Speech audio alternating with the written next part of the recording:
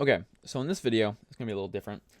I'm going to be talking about biggest misconceptions or just things that most people that play this game think about wrong. These are just going to be things that I hear so many people say, mainly in lower ranks, just because they're either newer to the game or just don't play ranked as much.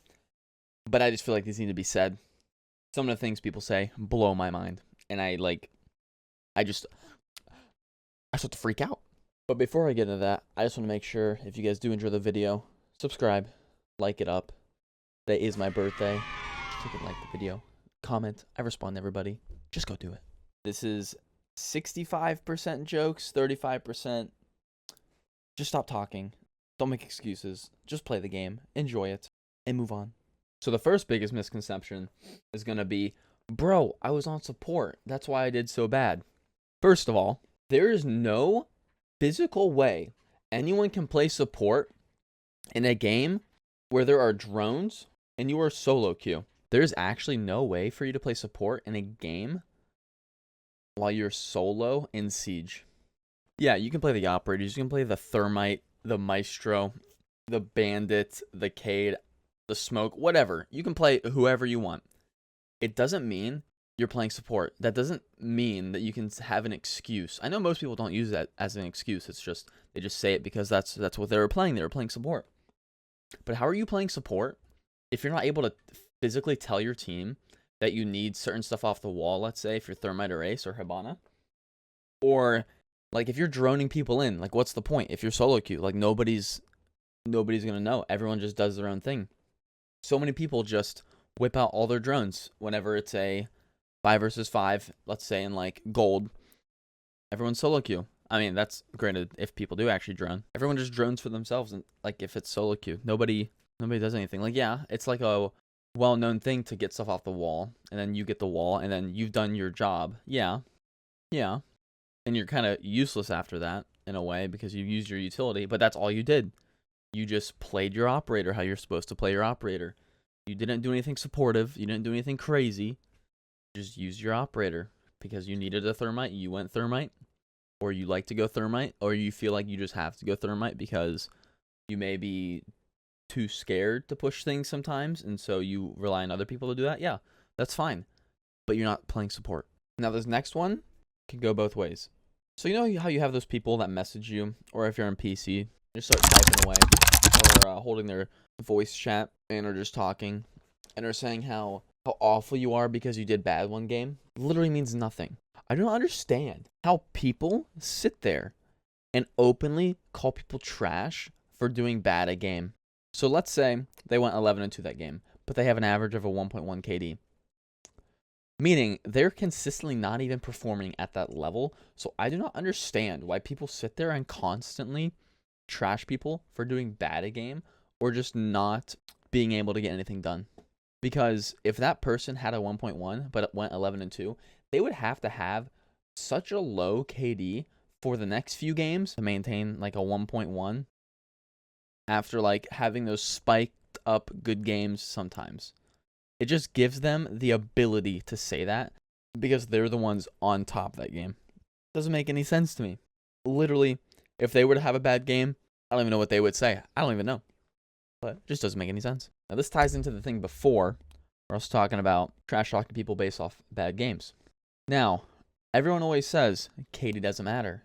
But then there's people that always sit there and say, bro, you only have like a 1.1 in your champ. Like, you should have like a 1.5, let's say. That's not how this game works. That's not how any of this works. Just because you're champ, let's just say, it doesn't mean you should automatically have insane stats. Like, yeah, your rank is good, but it doesn't mean you should have insane stats. If you can compete, I don't see the issue. What I'm trying to say is, in a way, yes, KD matters, but it also doesn't. If you have a 1.1, I don't think there's a specific KD that says you deserve the rank you're in. But there definitely are a few KDs that say like, I'm not too sure if you deserve that rank. So in that way, KD does matter because there's no way someone with like a 0.6, let's say, deserves to be champ. I do not care what you say. They are losing majority of their gunfights, meaning they're leaving it up to their team a 4v5 most of the time.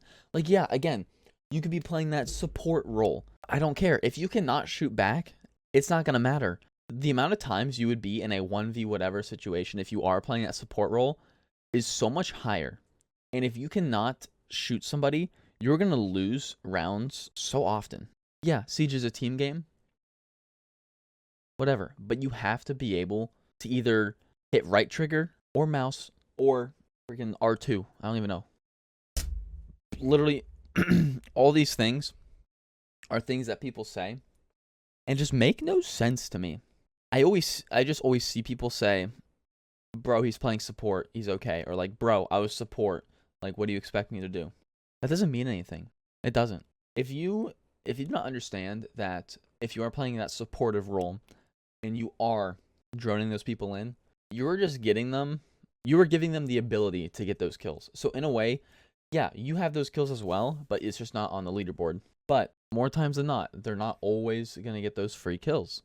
So it's going to be up to you. And that's when a low KD support player can't do anything because their carries are dead. Like, I mean, if you are carried that much, I mean, you're pretty much screwed. You're going to have to whip something out of your ass or something. I don't really know. But yeah, guys, these are just a couple things that just annoy me whenever I see them. If I'm live and someone says something, it kind of irks me.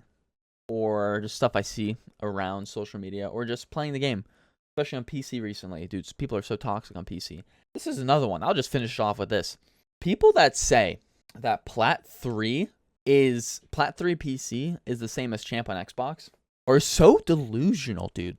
People who are Plat 3 on PC and hard stuck Plat 3 and sit there and trash on Xbox champs for being awful blow my mind. Because I'm over here playing PC. I'm awful at the game. I'm like Plat 3, Plat 2 right now on PC. I'm awful. I can't use a mouse and keyboard to save my life. But these people are just on defense, just doing the weirdest stuff. They're just running around, spawn peeking every round, which is okay if like one person's doing it. But no, I got a Cade roaming across the map on border, trying to spawn peek tellers or something. And I got like a Cav and a Vigil just like roaming too, while it's just two people's sight. You know how easy it is to push sight in border if there's only two people, two or one person in sight? Like, it's just crazy, dude. Like, I don't understand people. It's just one of the things that I don't get. I don't get why trash on other platforms matters. I don't know. It's that in general too. Like, why does it matter if PS4 is better than Xbox or Xbox is better than PS4? Like, yeah, overall, PC is the better platform because it is Siege. Yeah, it gives you more option to play the game. You can lean behind. But whatever. That's the video. You guys have a good one.